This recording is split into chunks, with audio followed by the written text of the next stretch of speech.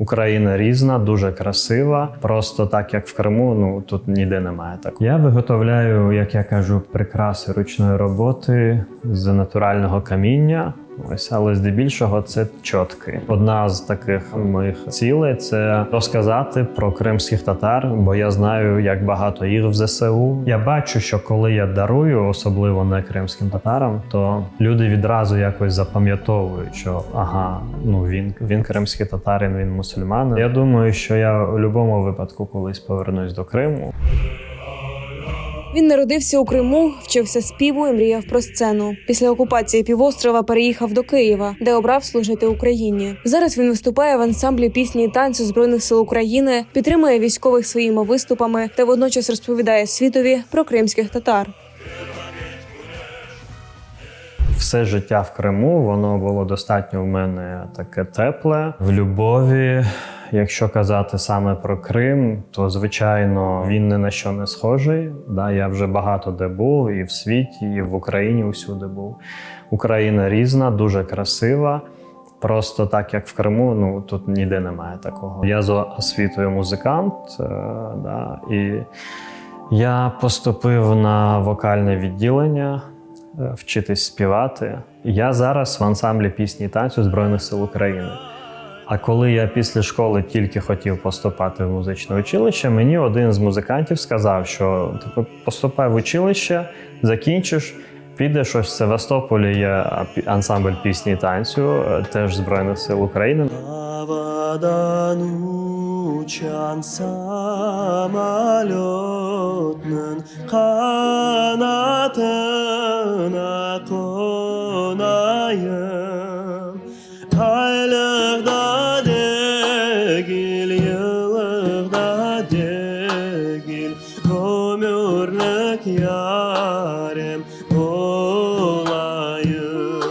Після 14-го я сюди приїхав в Київ, то мені подзвонили з Криму, і моя викладачка з училища, вона сказала, що дивись, нам тут прийшов наказ, що, наприклад, в Казанську консерваторію зараз всі, хто з Криму, візьмуть на бюджетне і можна взагалі не думати за іспити. Але, звичайно, після анексії я не розглядав взагалі поїздку в Росію і якось з цим, скажімо так, працювати. І тому, я сказав, ні, я залишаюсь в Києві, я поступаю, як і всі, в Київ. На умовах, як і всі туди поступають. Мабуть, ситуація в Криму, вона зробила свою справу, і саме тому я хотів в ЗСУ піти. Просто в ЗСУ, коли я прийшов, мені сказали, якось так склалось, мене направили. Тобто мені сказали, дивись, в ЗСУ є окремий напрямок, це музичні колективи, ансамблі, це теж дуже важливо, це не для красоти.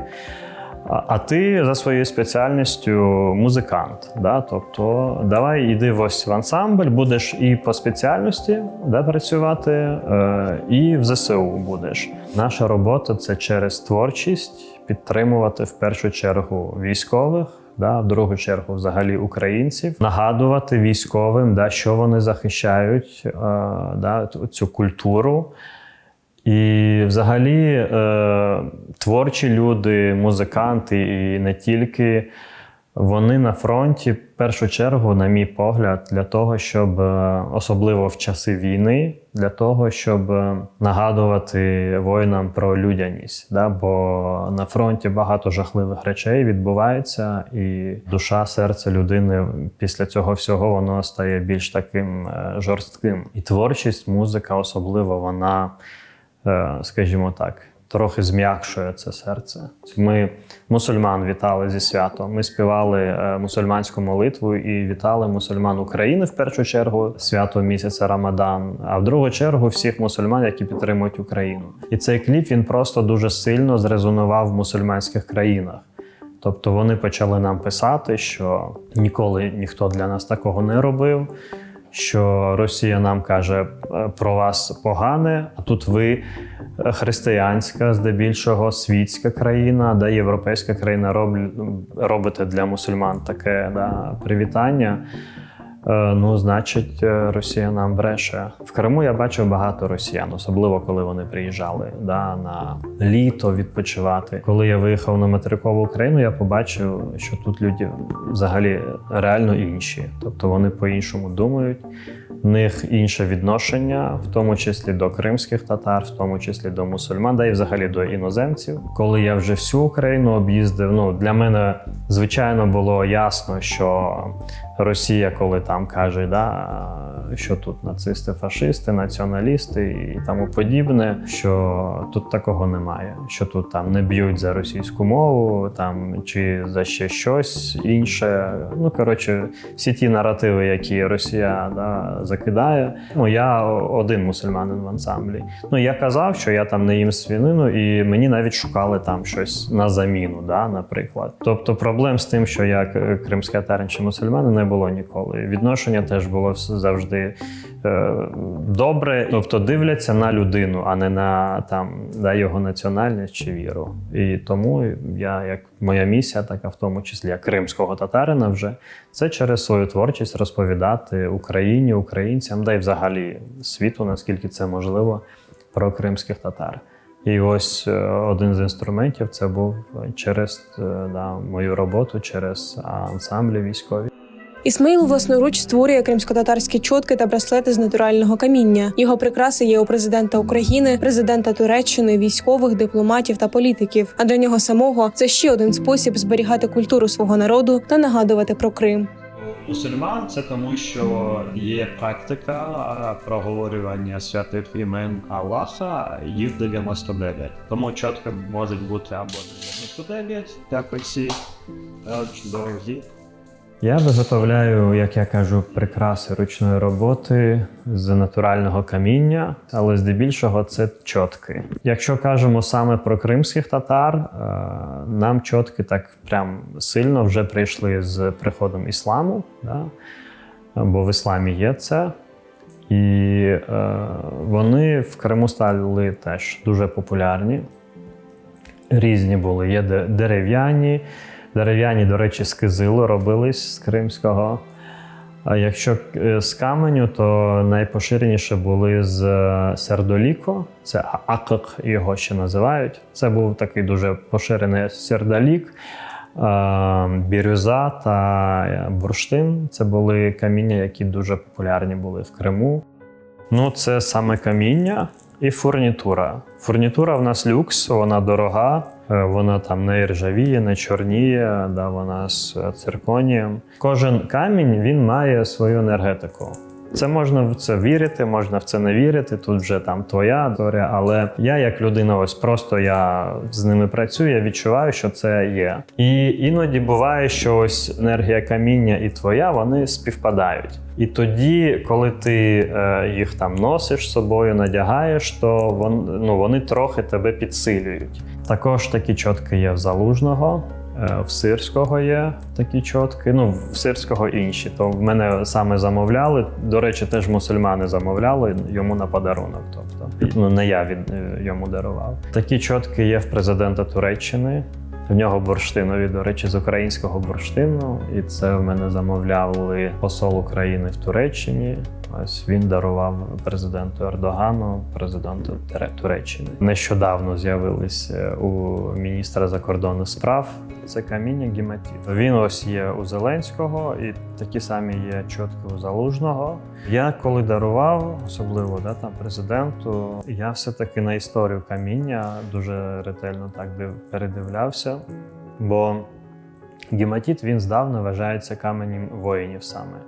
Воїни його носили з собою, його навіть в щити встромляли. По легенді, ці каміння, заложі цих камінів, їх знаходять саме на містах, де було багато битв. І коли цей камінь його обробляють, вода червоною стає, як кров. Ось. Тому його ще одне ім'я, якось кров'яний камінь, якось так його називають. Він дуже добре відреагував. Він взагалі сказав, мені ще ніколи таке не дарували, що для нього це дуже цінно. Ось він ще взяв в руки, тут відчувається, вони такі як сказати, як для воїнів. Ну і плюс я йому пояснив історію. Ну, пояснив, що у кримських татар така традиція була. А саме ці чотки, вони ще й з каменю, з кематіту, і це камінь воїнів. Ось, тому я їх дарую вам. Я навіть знаю, що він їх собі залишив. Взагалі ця ідея виникла, коли я вперше побував у Туреччині, в Стамбулі. Там культура чоток настільки сильна, в них у кожної людини, у жінок, у чоловіків, у більш людей літніх, у всіх є чотки. Я сам ходив по Стамбулу. Я торгував чотками. Ось, але чотками місцевими. І там були навіть ситуації, коли людина така дивиться: о, ні, каже, в мене вже 10, або такий, стой, і починає брати, і все, і, коротше, і купляє. Тобто настільки вони їх люблять, що там така ціла культура. Це, ну, скажімо так, якби, на жаль, не було в нас кримських татар, да, там депортації і тому подібне, в нас так само було б. Просто через все це, ця культура, вона втрачалась. І, наприклад, коли була депортація, то коли виганяли з домівок, кримських татар не дозволялось щось брати особо там таке. І люди брали найдорогоцінніше, і зачасту це був Коран і теспі. Вони зачасту були разом. Да? Бо коли ти молишся, після цього ти перебираєш святі імена Аллаха. У багатьох саме чотки залишились як нагадування, да, про Крим. Якщо в мене всі, да, компоненти є, то за півгодини, за годину все робиться. Це так, дуже спокійно. Я роблю бренд. Я працюю в цьому напрямку, щоб це колись було прям вже брендом. Іноді мені цікаві фотографії надсилають різні, хто в мене брав чотки. Наприклад, одна з таких була цікавих фото, коли людина, яка купила в мене чотки, вона в Італії зайшла в магазин Булгарі, оцього дуже знаменитих теж прикрас. І вона ось купила оцю щось там з Булгарі і поряд поставила мою коробочку з бренду. Я так подивився, думаю, може колись дійду до такого. Це я думаю, що я у будь-якому випадку колись повернусь до Криму. І, звичайно, я буду це робити. Навіть якщо я там перейду в іншу якусь сферу, щось буду міняти в житті, саме чотки зі мною залишаться. Бо я бачу, що коли я дарую, особливо не кримським татарам, то люди відразу якось запам'ятовують, да, що ну, він кримський татарин, він мусульманин. І ну, ось навіть я знаю, да, там історії, коли людина, якій там я дарував, ну особливо коли дарував, і вона потім зустрічає інших кримських татар, і вона відразу згадує: мені ось ваші чотки дарували, да, там кримсько-татарські. Ну ось у багатьох вже асоціація йде з кримсько-татарськими чотками.